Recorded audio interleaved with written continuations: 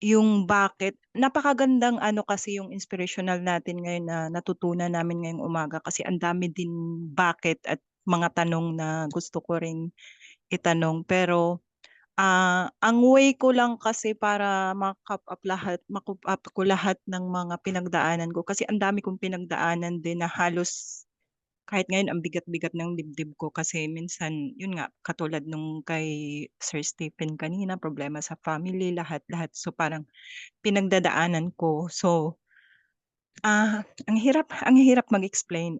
Siguro ang ano na lang natin is, ah, trust. Trust na lang tayo in siguro maraming purposes lahat ng mga nangyayari and ngayon kasi ang bigat, ang bigat ng pakiramdam ko as in may pinagdadaanan po ako. So, ah gusto ko lang sabihin sa lahat na huwag tayong mawalan ng pag-asa. Ang daming bakit talaga sa buhay natin na halos hindi natin alam kung ano yung mga dahilan bakit nangyayari. As in, ah, pero ako kung iisa-isahin ko, hindi, kulang yung 5 minutes natin eh. So, eto na lang, advice ko na lang sa lahat ng mga learners na katulad ko. Ang dami kong pinagdaanan pero nalampasan ko lahat yun. I hope na kayo din, lakasan din ninyo yung mga loob niyo. Hindi ibig sabihin na wala tayong pinag-aralan, naging part lang tayo ng ganitong community. Ang laki ng tulong sa atin ng ClickMe kasi ang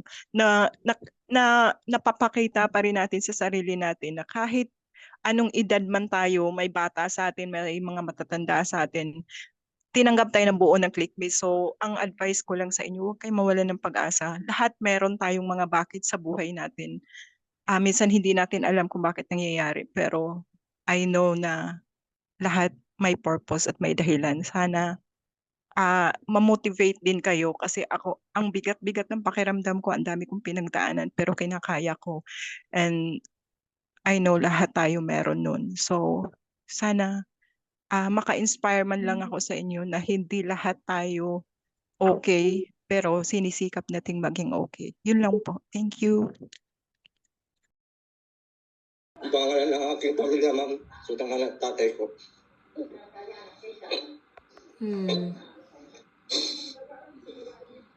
Yung bata pa po ako, ma'am.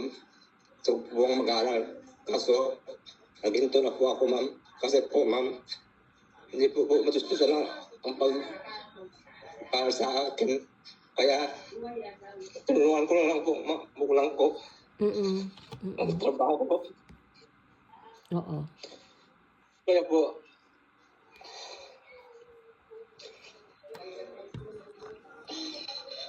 Ba't pabuti? tuloy talaga na may second chance po ako na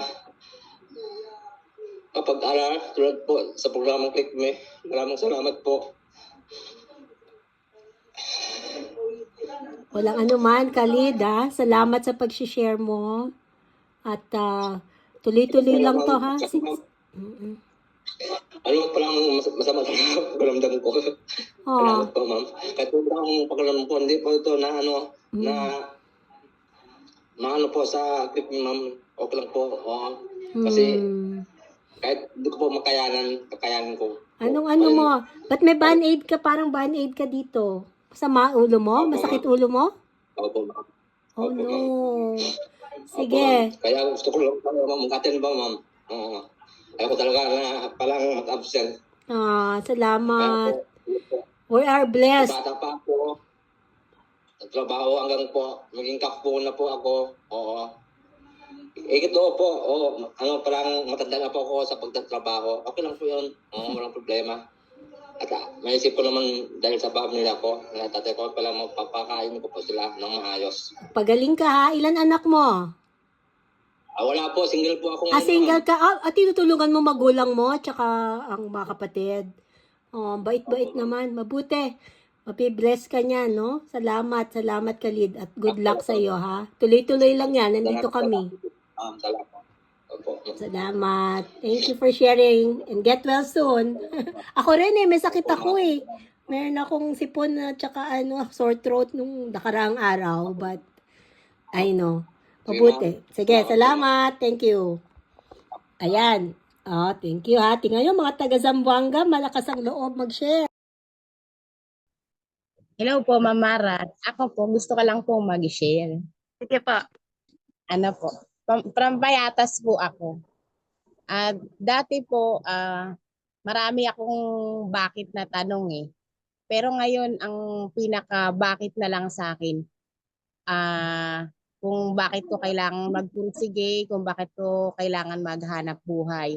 Tapos yung nagmo-motivate sa akin ngayon is yung mga anak ko. Kasi ano po hindi po ako nakatapos ng pag-aaral. Parang ang gusto ko po yung hindi ko nagawa para sa sarili ko is magawa ko para sa kanila. Tapos nagpapasalamat din po ako sa Click Me kasi isa po sila, isa po kayo sa talagang nagbibigay ng inspired sa amin para po yung mga hindi namin nagawa noon is ma-pursue po namin through sa mga inspiring words na binibigay niyo po. Ayun po. Thank you so much po. Thank you, Verlyn. Thank you, Payatas. Nandyan pa din kayo. Alam nyo, sige, may announcement na lang ako mamaya. Pero, kasi nandyan pa rin kayo, nandito pa din kami. Thank Lang. you po. Sige, basta tuloy-tuloy lang tayo. Salamat po, Ma'am Mara. Yun din.